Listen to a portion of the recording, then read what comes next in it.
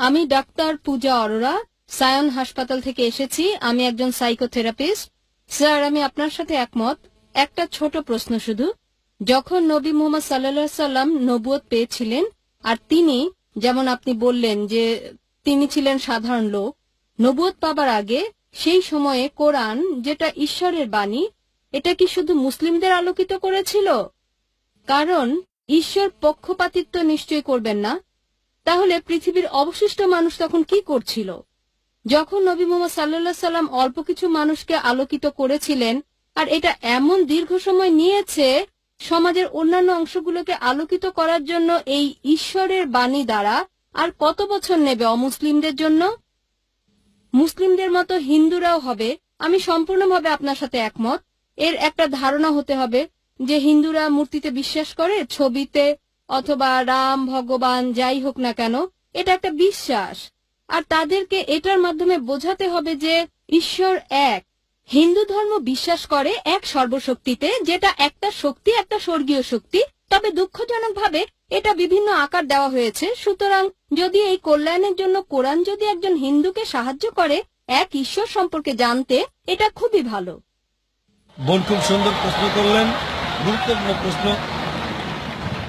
যদি কোরআন এমন এক বই হয়, যদি এটা ঈশ্বরের বাণী হয়, তাহলে কেন এটা শুধুমাত্র একটা ছোট্ট দলের জন্য এসেছিল, যেখানে ছিল শুধু আরবরা আর মুসলিম? সারা পৃথিবীর জন্য কেন আসেনি? কত সময় লাগবে?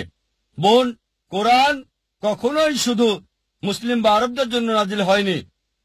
কোরআন সমগ্র মানব জাতির জন্য। এটা বলা হয়েছে সূরা ইব্রাহিম অধ্যায় 14 আয়াত 1, সূরা ইব্রাহিম অধ্যায় 14 আয়াত 52, সূরা বাকারা অধ্যায় 2 আয়াত 185 এবং সূরা জুমার অধ্যায় 39 আয়াত 41-এ কোরআন সমগ্র মানব জাতির জন্য প্রেরিত। সময় সংক্ষিপ্ত, তাই রেফারেন্সটা দিচ্ছি, উদ্ধৃতি বলছি না। তাই কোরআন শুধু মুসলিম বা আরবদের জন্য নয়, কোরআন সমগ্র মানব জাতির জন্য। আর নবী মুহাম্মদ সাল্লাল্লাহু আলাইহি সাল্লাম শুধু মুসলিম বা আরবদের জন্য নয়। কোরআন বলছে সূরা আম্বিয়া অধ্যায় 21 আয়াত 107, ওয়ামা আরসালনাকা ইল্লা রাহমাতাল লিল আলামিন, আমি তো তোমাকে প্রেরণ করেছি রহমত স্বরূপ সমগ্র মানব জাতির জন্য, সারা পৃথিবীর জন্য, সমগ্র সৃষ্টির রহমত স্বরূপ। একই কথা বলা হয়েছে সূরা সাবা অধ্যায় 34 আয়াত 28, যে নবী মুহাম্মদ সাল্লাল্লাহু আলাইহি সাল্লামকে পাঠানো হয়েছে সারা পৃথিবীর নবী হিসেবে, সুসংবাদদাতা আর পাপ থেকে সতর্ককারী হিসেবে। তবে অধিকাংশ মানুষই তা জানে না।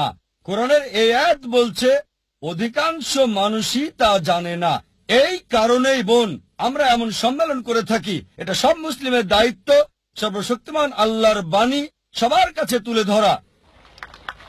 তাহলে আরেকটা প্রশ্ন স্যার করব? সময় লাগবে, তবে ভালো হয় আর দেরি না করলে। আর যারা মুসলিম হিসেবে দাবি করে অনেকেই ভালো মুসলিম না, হয়তো শুধু নামেই আব্দুল্লাহ, জাকির, মোহাম্মদ, সুলতান। ভালো মুসলিম তারা নাও হতে পারে।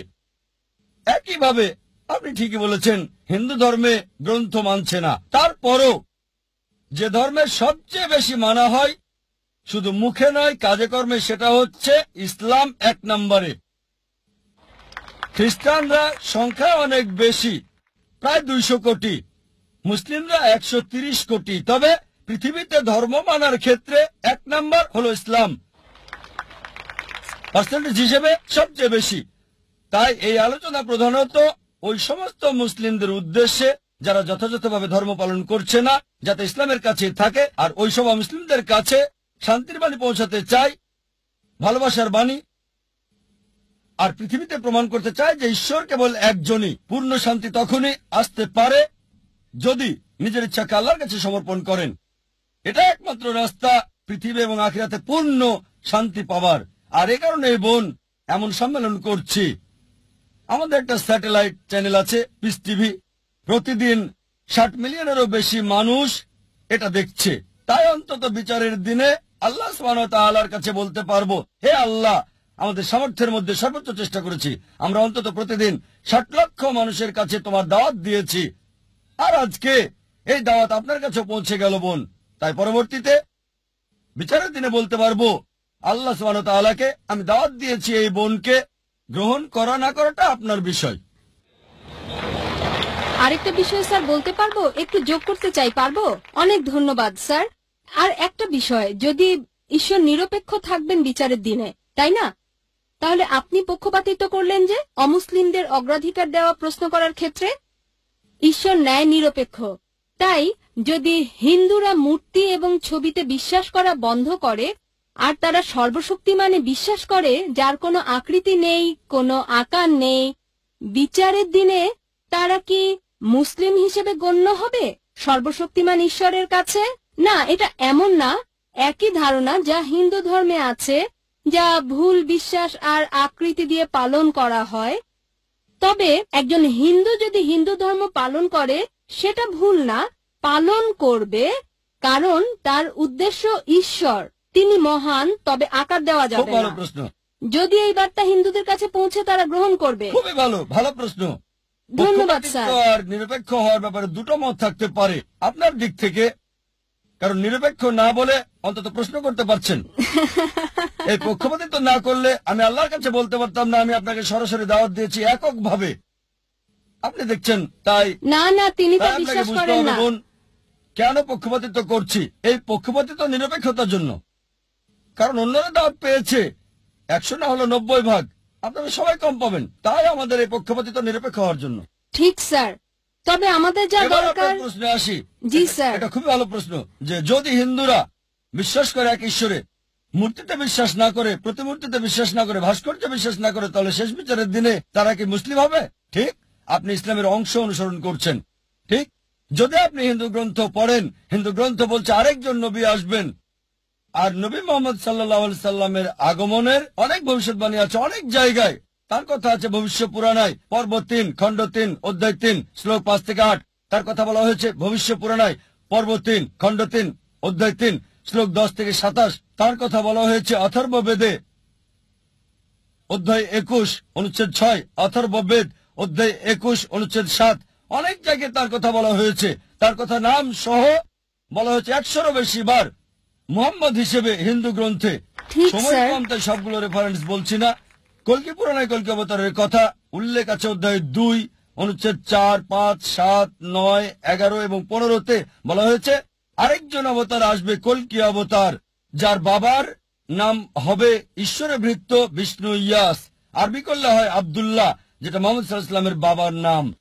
এই কল্কি অবতারের মায়ের নাম হবে সুমতি, যার অর্থ শান্তি, নীরবতা, যার আরবি হচ্ছে আমেনা, যেটা নবী মোহাম্মদ সাল্লাল্লাহু আলাইহি ওয়াসাল্লামের মায়ের নাম। তার জন্ম হবে মাধব মাসের 12 তারিখ, 12ই রবিউল আউয়াল। এই দিনে নবীজির জন্ম হয়েছিল। তার 4 জন সাথী থাকবে। আমরা জানি প্রথম 4 খলিফার কথা। তিনি জন্মগ্রহণ করবেন শান্তির জায়গায় মক্কায়। তার জন্ম হবে মক্কার প্রধান গোত্র কুরাইশ বংশ। আরো বলছে তিনি উত্তর দিকে যাবেন, একটা গুহা থেকে ফিরে আসবেন। আর নবীজি মুহাম্মদ সাল্লাল্লাহু আলাইহি ওয়াসাল্লাম মক্কা থেকে মদিনায় গিয়ে আবার এসেছিলেন। আরো অনেক আছে কল্কি অবতার সম্পর্কে। আপনি একটা অংশে বিশ্বাস করছেন লা ইলাহা, আপনাকে এটা বিশ্বাস মুহাম্মাদুর করতে হবে রাসূলুল্লাহ। মুহাম্মাদুর রাসূলুল্লাহ। ধন্যবাদ স্যার, ধন্যবাদ। আর যদি এটা করেন, নাম যাই আছে থাক, সেটাই থাকুক, হোক প্রীতি, যে নামই থাকুক। আপনার নাম কি বোন? পূজা। পূজা, এই নামই থাকুক, বদলাতে হবে না। মুসলিম হলেই হলো, নাম পরিবর্তনের কোনো দরকার নেই আপনার। কিন্তু স্যার ধারণাটা। এক ঈশ্বরের ধারণা, কোনো মূর্তি নেই, কোনো প্রতিমূর্তি নেই। তার শেষ এবং চূড়ান্ত নবী মুহাম্মদ। ইনশাআল্লাহ বিচারের দিনে আপনি জান্নাতে যাবেন এই পূজা নাম নিয়েই। তাই স্যার রাস্তা ভিন্ন ভিন্ন, মূল বিষয় হলো উদ্দেশ্য এক হতে হবে। আমি এটাই বিশ্বাস না করি। বোন, গন্তব্যের জন্য পথগুলো ভিন্ন। যদি সবগুলো পথের গন্তব্য একই জি হয়ে থাকে স্যার, তাহলে আলাদা কথা। লক্ষ্য তো একই হবে, এটাই আমি বলতে চাচ্ছিলাম। বোন, সব রাস্তা দিয়ে রোমে যাওয়া যাবে না। ঠিক, আপনি মনে করতে পারেন, কিন্তু ভুলভাবে মনে করলে আমি সঠিক করে দেব। আমি বিশ্বাস করি হতে না। পারে না স্যার, না বোন, যদি বলেন আপনি হিন্দু, সংজ্ঞাগত ভাবে যে ভারতে বাস করে সেই আসলে হিন্দু। না স্যার, এটা এমন না। বোন, হিন্দু হচ্ছে ভৌগোলিক সংজ্ঞা। আপনি জানেন না, আমি জানি। আমি একজন হিন্দু ভৌগোলিক ভাবে। আমি হিন্দু ভৌগোলিক ভাবে। হিন্দু শব্দটা প্রথম ব্যবহার করে আরবরা। অনেকে এখানে আছে, তারা আমাকে হিন্দি বলে। যখন সেখানে যাই, হিন্দি, হাই হিন্দি, তারা বলে আমি হিন্দু। হিন্দু শব্দটা প্রথম ব্যবহার করে আরবরা যখন ভারতে এসেছিল। পার্সিরাও ব্যবহার করেছিল এটা ভারতের লোকদের বোঝাতে যখন ভারতে এসেছিল। তাই ভৌগোলিকভাবে আমি হিন্দু। যদি ধর্মীয় ভাবে বলেন, হিন্দু হচ্ছে মিসনোমার। স্বামী বিবেকানন্দ বলেন সঠিক কথাটি হচ্ছে বেদান্তি। আপনার বেদ মানা উচিত। তাই যদি সঠিক বিষয়টা অনুসরণ করেন, বেদের এক ঈশ্বরে বিশ্বাস করেন, আর বিশ্বাস করেন নবী মোহাম্মদ সাল্লাল্লাহু আলাইহি ওয়াসাল্লামকে, তাহলে আপনি একজন মুসলিম। কিন্তু স্যার ধর্ম শক্তিশালী হতে পারে না, হ্যাঁ? আসল শক্তি হলো আল্লাহ। ঠিক, আমি আপনার সত্য সঙ্গে এবং একমত। চূড়ান্ত শক্তি আল্লাহ। আর ঈশ্বরের ধর্ম হচ্ছে চূড়ান্ত। স্যার সেটা ঈশ্বরের একটা ধর্ম ধর্ম। ইসলাম না, ঈশ্বরের ধর্ম ইসলাম না, এটা না। ইসলাম, যদি আরবি শব্দ ইসলাম আপনাকে মর্মাহত করে, সেটাকে আপনি দূরে রাখেন। না না, এটা আমাকে আঘাত করছে না, আমি এটা আপনাকে কষ্ট বলছি বোন, দিচ্ছে না। যদি মর্মাহত না করে না তবে- স্যার, এটা একটা ভালো শব্দ, কিভাবে এটা অন্যকে আঘাত করে, অন্তত একজন শিক্ষিত মেয়েকে না। মাশাআল্লাহ, আপনি একজন শিক্ষিত মেয়ে। হ্যাঁ, ধন্যবাদ, অনেক ধন্যবাদ আপনাকে, ধন্যবাদ স্যার। বোন, ইসলাম হচ্ছে নিজের ইচ্ছাকে আল্লাহর কাছে সমর্পণ করা। ইসলাম নিয়ে যদি সমস্যা হয়, দরকার নেই, তবে আপনার ইচ্ছাকে সমর্পণ করুন। আল্লাহ কোরআনে বলেছেন সূরা আল ইমরান অধ্যায় 3 আয়াত 19, ইন্নাদ-দীনা ইনদাল্লাহিল ইসলাম। একমাত্র ধর্ম, একমাত্র জীবন ব্যবস্থা আল্লাহর কাছে গ্রহণযোগ্য হচ্ছে নিজের ইচ্ছাকে আল্লাহর কাছে সমর্পণ করা।